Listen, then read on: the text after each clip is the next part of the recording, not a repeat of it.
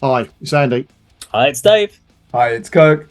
Welcome to the A.D.K Rock and Metal channel. Now, first thing I have to ask Kirk and Andy is, do you know the band Avenged Sevenfold? Andy, you first. Know the name. Can honestly say, not knowingly heard any of their material. Okay. Kirk? Know the name, and ashamed to say that I've ignored them because they were in a spat with the Dillinger Escape Plan.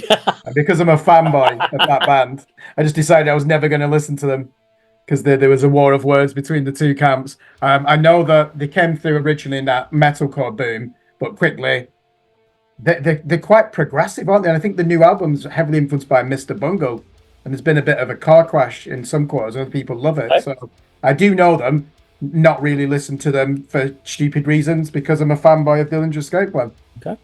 Well, we're not listening to them today. What we what we are going to listen to is a song by them, played by our favourite drum cover guy. So the song is called Almost Easy, which is a funny name because the drum parts of this is just, it's not easy. I've tried playing this as a drummer myself, and it's one of my favourite ones to try and play, but it's such a hard one to do. So, yes, this is his cover of Almost Easy. We're going to go check it out.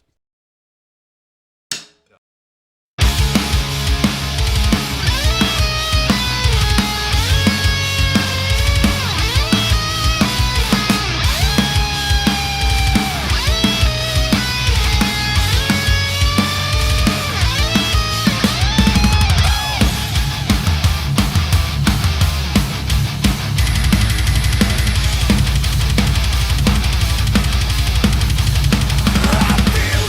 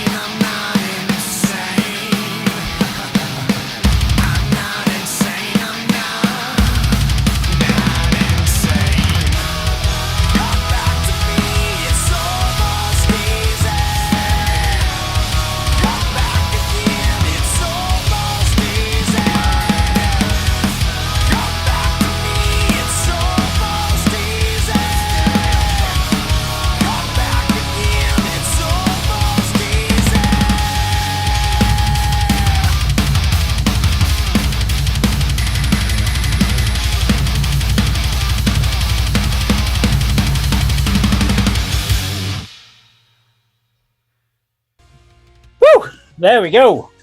Almost easy. Almost. It's not. It ain't easy. Kirk, over to you first today.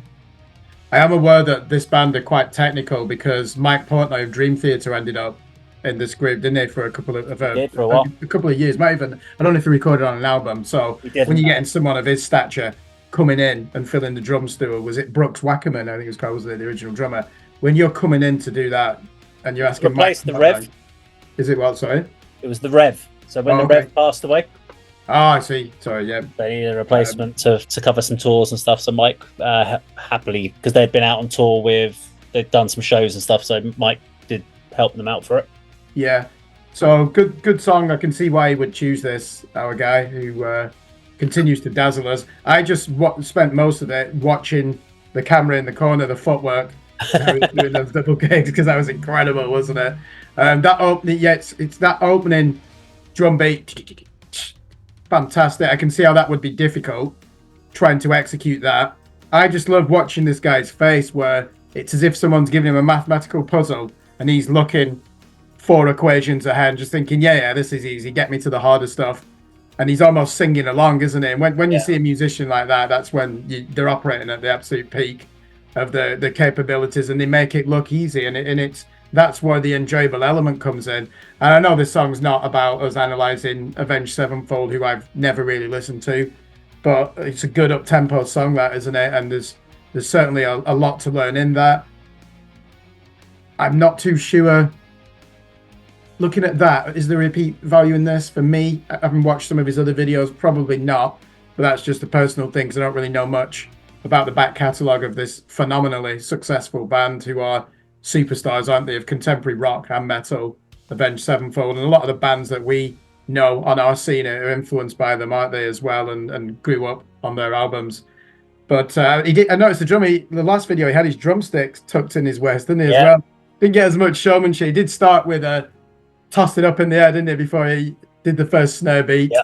It's phenomenal what he does. Even the aesthetics, the way he's set up the room, there must be so much time that he's got to put into that just to get everything ready to record. And we don't know how many takes he does, but yeah, that's you could just watch this guy all day, really, couldn't you? And you just want to send him an email and say, can you do this song, can you do that song? And a lot of people do.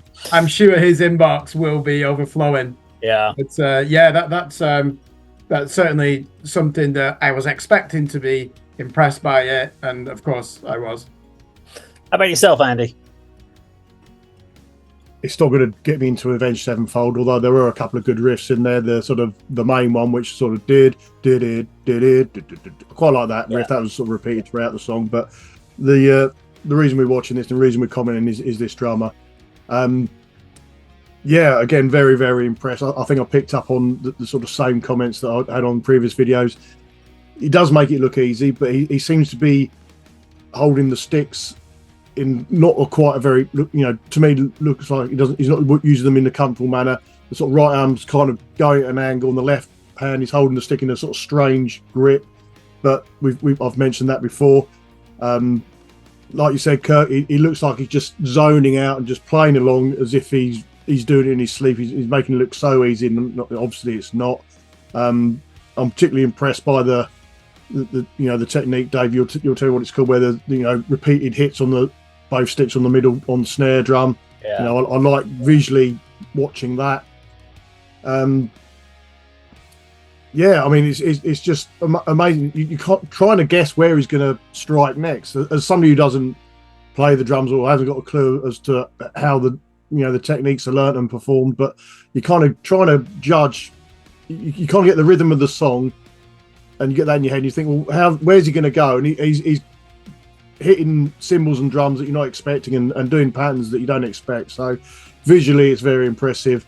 And you can obviously see the talent there, because I don't necessarily watch extended drum cam footage from live shows, and when you do watch a concert, it's only a couple of seconds here and there. So to see, a proficient musician in his prime, in his element, playing as you said, Kirk, an up-tempo song, probably quite complicated as a drummer to do anyway. But as I say, he makes it look so easy, and it's just very enjoyable to watch.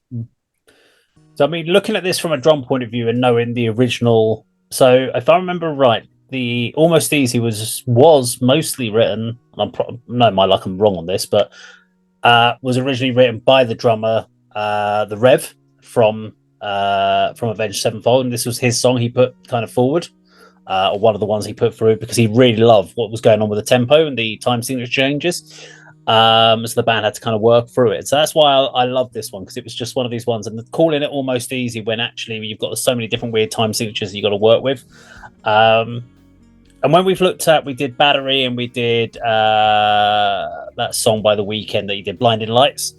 In both of those ones, he added loads of extra bits, and he changed vibes of the tracks, or he did his own kind of thing, and he was doing some interesting stuff. Now on this one, he actually kept a lot of it very, very close to the original.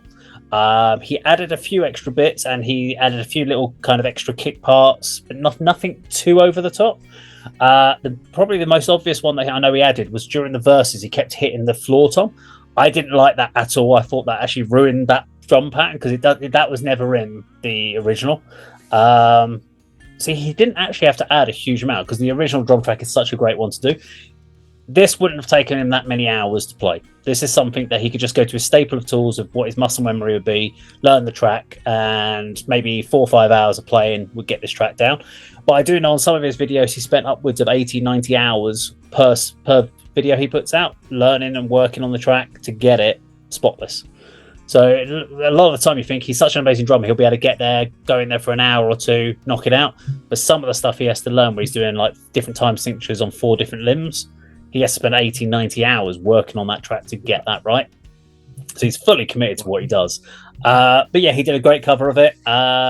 Pretty much close to the original with just some extra bits, and just absolutely phenomenal from a drummer looking at it. Just watching it from what would be the easy bit of what you're focusing on. It's usually in my head when he's playing, his left hand and his feet are doing this thing. It's his right hand which he's doing all his accenting on. That's where his brain's planning out as his forward thinking, if you like. Yeah, just absolutely phenomenal, and love watching this guy play drums. So there you go. Now, if you enjoyed our video today, please do like, share, and subscribe, and we will see you on the video sometime very soon. Take care.